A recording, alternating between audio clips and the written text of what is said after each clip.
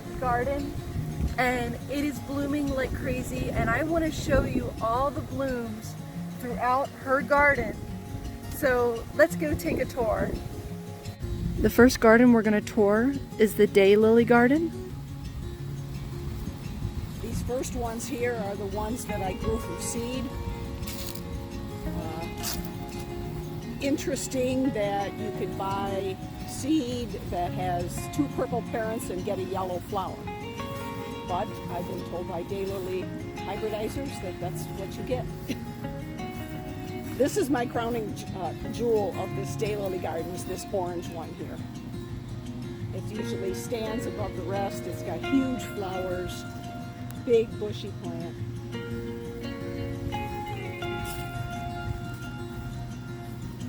And then these are ones I had purchased.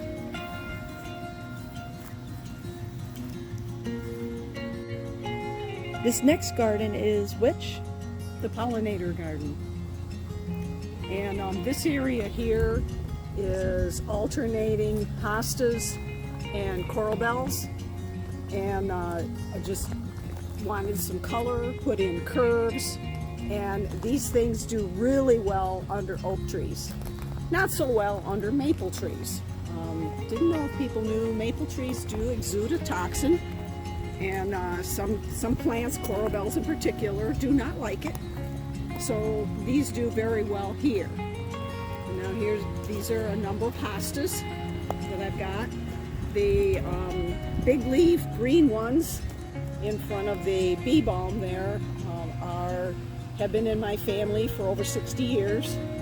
When I was a kid, I used to pop the little white flowers. They're a species hosta called Hosta plantagenea.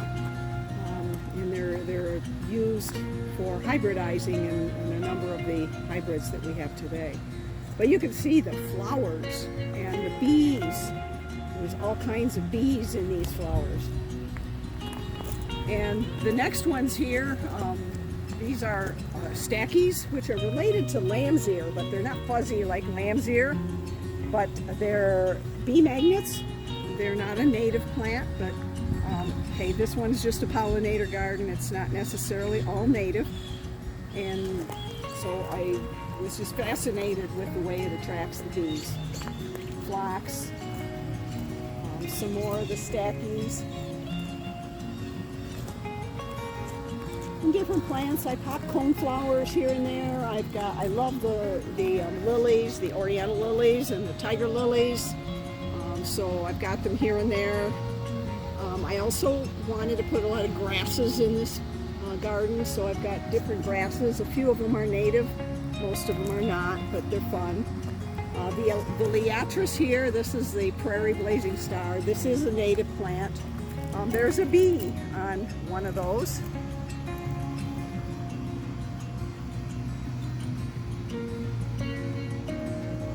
The bumblebees like this plant. So, and this is the anise hyssop. The tall purple ones are anise hyssop. It's actually native to the Upper Peninsula, but it grows well down here too. Some of the lilies are done now. And I've got a little golf ball laying here. I left it exactly where something else left it for me. Many people think it might have been a crow that brought it in because we are nowhere near a golf course. But I thought, cool, I could leave it there. He gave me a gift. Some more coneflowers, lilies, my great big tall grass. That one gets to be about 10 feet tall. And then I've got a set of coneflowers in front of that. It's Rudbeckia maxima, and it's not a native. It is native to the U.S., but it's not native to Michigan. But mine is doing very, very well, and it complements the height of those grasses. And the number of these are different. The black-eyed Susans and the coneflowers are different cultivars. And, you know, I like the cultivars too. I'm not going to get rid of them. They're a lot of fun. Oh, there's a hummingbird moth on one of my phlox there. Wow. I've never seen one of those. How cool was that? I definitely got a little clip of it. Okay, these are white swamp milkweed. I got these from a vendor. Not that I needed more swamp milkweed, but they had caterpillars on them. So I brought home swamp milkweed and caterpillars. It's the only white ones that I have too. The lilies and the coneflowers smell amazing. And then there's the phlox. Bumblebees everywhere. Bumblebees are the biggest, the most of the pollinators that I have here. And the big pink one there is a tree lily. Some of those can get taller than people. So far mine have only been about 5 foot.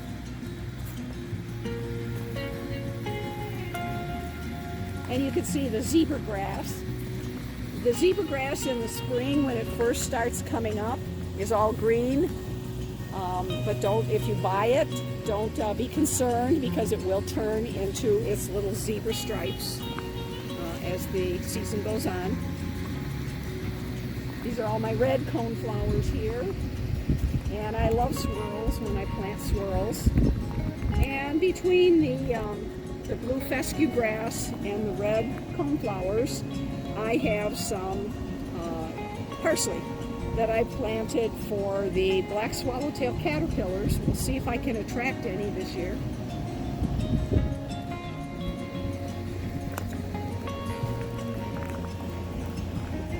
There's another beautiful white lily. There's a double white lily there.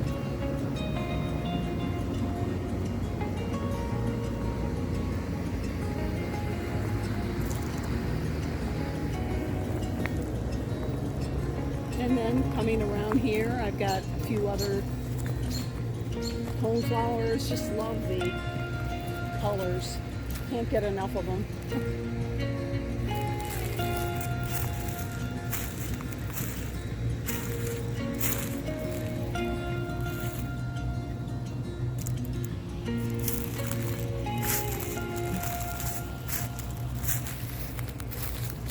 I also see you have a little bit of tick seed right here as well. Yes. Or am I saying this right? Coreopsis? Coreopsis. Coreopsis. Then this is northern sea oats. This is actually a Michigan native. I really like the way they're little flat seed heads. And they're really great for using in arrangements if you want to stick them in a vase or something. They'll dry, and I have some in the house that I've had for a couple of years now. Sounds like a good idea. These are amazing. These are a stilby. And I can't grow a stilby under the maple trees. It just doesn't like it, or it's really sad looking, just a few leaves and maybe flowers, maybe not. But over here under the oak trees, they love it. And same thing with this is the Japanese painted fern. It does really, really well here under the oak trees, not so much under the maple trees.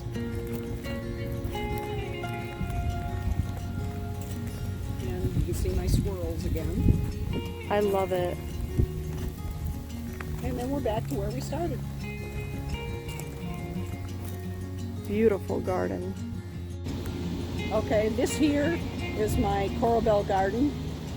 I used to have a Bradford pear tree that the branches kept falling off of, so I finally just cut it down, sort of. I left about 10 feet of it here so that I can use it as a trellis for native honeysuckle. So I've got honeysuckle growing there. I wrapped bird netting around it so the honeysuckle has something to crawl through. And then I put all native plants underneath. And right up front here is a rather interesting plant. It's called the Mexican hat. It's a native plant, and it has this big tall cone in the center that makes it look like little Mexican hats. So, and other natives that I put around here, some of them are going to be till next year, I'm sure, before they start showing up. These are some of my coneflowers, the cultivars that I really, really like, but hey, they're still here.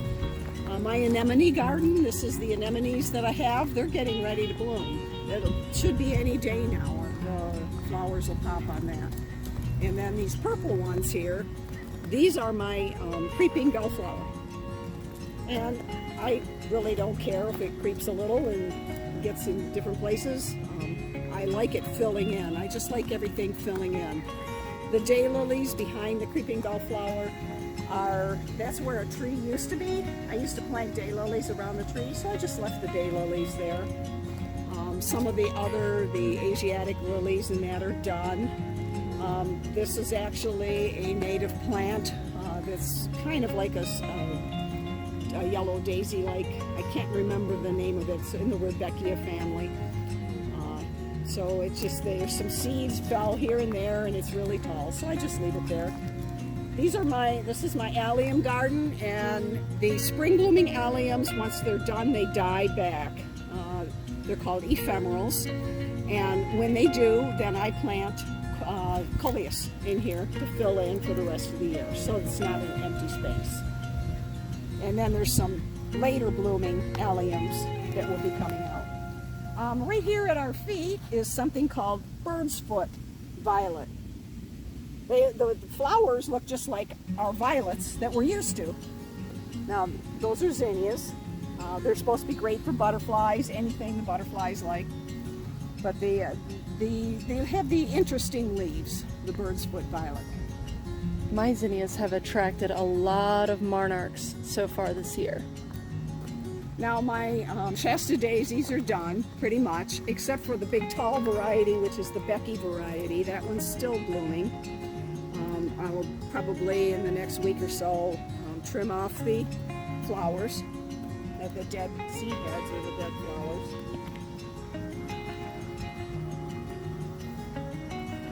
And then this is balloon flower, the purple one.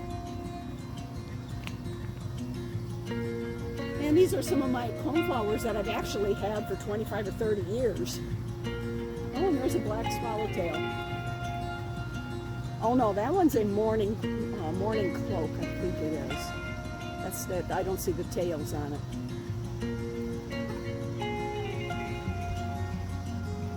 Just love seeing all the butterflies. Or a red spotted purple. That might be a red spotted purple.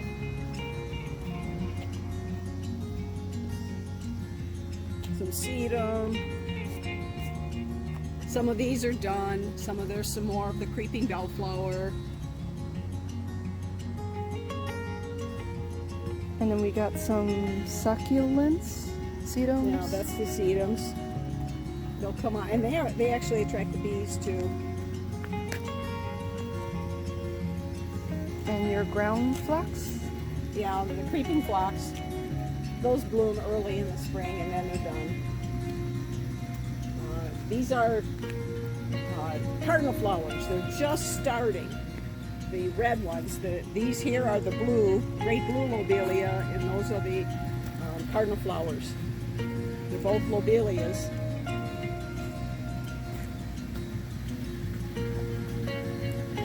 And then some more of the Rudbeckia. The big tall stuff.